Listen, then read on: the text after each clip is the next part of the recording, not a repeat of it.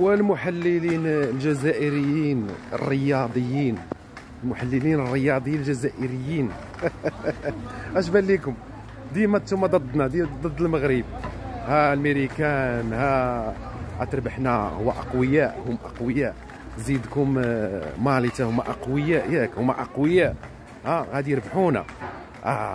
اش بان لكم المحللين الرياضيين؟ الكولاسه، ياك الكولاسه والقجع، الكولاسه والقجع. يا سلام تبارك الله على الاسود.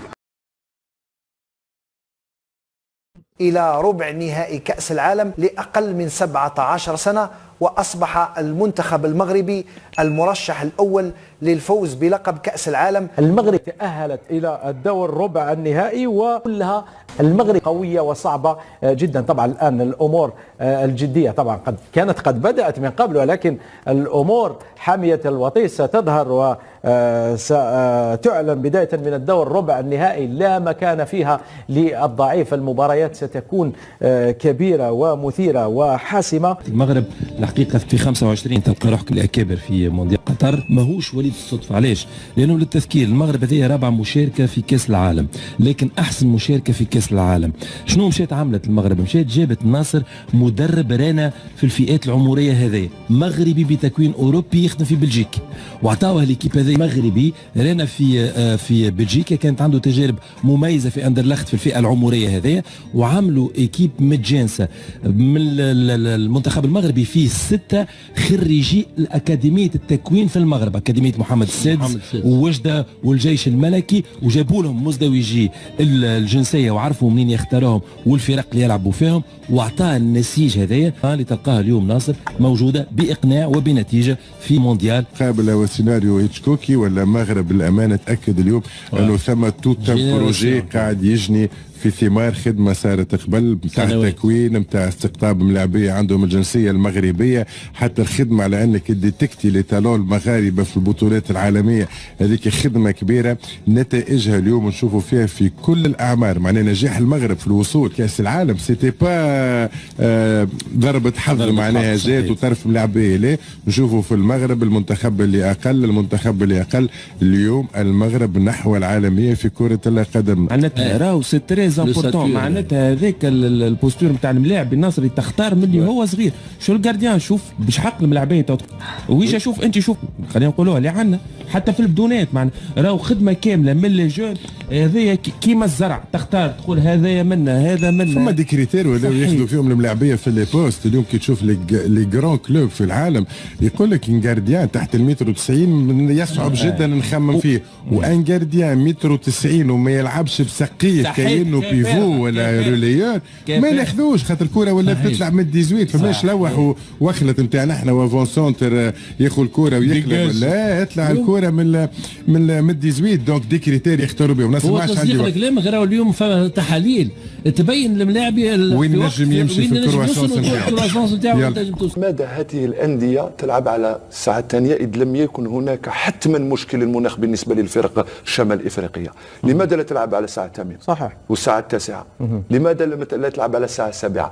هادو لانه يعرفون جيدا أن الرطوبه والحراره الشديده تؤثر. الان هناك بعض من المحللين والتقنيين هنا في الجزائر وخارج الجزائر لعب بطريقه جيده، تعرف تلعب على المرتدات. انا سوف اقول لك انك لا يمكنك ان تلعب التحولات السريعه. لو تلعب التحولات السريعه لما تكون بكتله متاخره في حراره ورطوبه مثل التي لعبت فيها وارضيه ميدان مماثله، سوف يلعبون 20-25 دقيقه ويخرجوا السنتهم بعدها. اول حاجه شكرا كنتم ابطال يعني مجهودات عاليه ومجهودات رائعه، وقدمتم كأس العالم رائعة ووصلتم لهذا الربع النهاية، أنتم أبطال. نخليو شوية التكتيك غادي نوليو ولكن نشكرهم شوية المجهودات اللي بذلوها من بداية البطولة إلى اللي توقف مع فريق قوي كمنتخب مالي مجرب، هجومه يعني نار. شفناهم في بريمير ميطو يعني الناس طياره ما شاء الله عليهم، سيرتو هذاك ديارة ولا ما على باليش. المهم عندهم هجوم يعني كاسح. منتخب مالي يعني فريق قوي. الدروك غادي نوليو نهضروا نفصلوا المقابله مرك شدها في الدوزيام ميطو. باش شدها اللعابه ودار السونجمويات وحكمت له.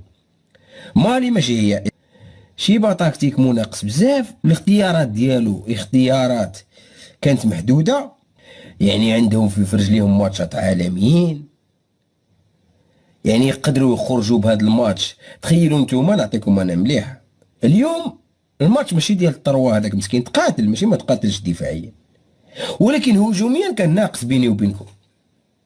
الطروا ديال المنتخب المغربي علم يعني 7 مطرطق، وكان يقدر يخلي ديارة يعذبه.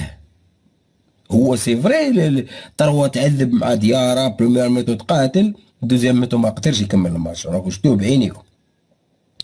هو لو كان دا لعابه يعني انت غادي لاكوب دو موند سي فري داي معاك المجموعه، ولكن مقارنه بمالي اللي لعبت كاس افريقيا ولعبت معاها الدومي فينال ديال كاس افريقيا، مالي تغيرت. المدرب ديال مالي طلع المستوى، يعني لعبت معاه في النصف النهائي كاس افريقيا، هو زاد تكتيكيا وتطور وبقى بنفس الخطه وبقى غادي هكاك يعني في هذاك المستوى العالي، وزاد طلع. لانه الاوديسات اللي كنت تشوف راه فيها نجوم كبار. الوزاني اللي كان مفروض دفع به في الدوزيام ميتو على حساب القامه ديالو، هنا تكتيكيا ما لانه علاش؟ لانه هما عندهم دفاع قوي وطوال، ندخلهم انا الوزاني. في العالم الجزائر كي كانت الجزائر فيها كرة القدم تلعب كوب دافريك، تجي غدوه بدك تلعب بالماتش تاعك، قبل ما تروح تلعب بالماتش تاعك، تلعب بالماتش تاعك. تلعبوا الماتش دون 3 جور، كيف ما تلعبش هذا الماتش؟ انا خلي لي كلش ما نتبليساش. انا نجيب لك زرناجيه انا تلعب كيف ما تلعبش. هذا سي ان ميور اونترينمون، تلعب تبليسي لك واحد وشرح لي فيه عندك 27 واحد دون سكالا علاه تسيني 27 سيني 22 18 سيني 13 سيني عليه سي فو يا رضوان، سي فو سي فري. واش قال سمير تدخلات منا ومنا، لازم نلحقوا ان شاء الله قبل ما يديروا الاصلاح ويسقموا لنا هذا الفوتبول. لازم كانتك لوطوريتي ما تتدخلش في الفوتبول، ستادير ما عالو بدل نو ما تدخلش. هي الفاي الفساد رشوه هادو بيع وشراء 16 ليماج دو لالجيري. لوطوريتي تعس وتضرب وتحاسب الاموال اللي ما يرعوا، هذه تدخل الدوله. بصح اللي راس تبدل لي الماما نبدلكش خويا. هذاك الكلاب اللي ما عندوش واحد من الدشره هذيك مسؤول تما، هذاك راح طفر فيه. لا كان اللي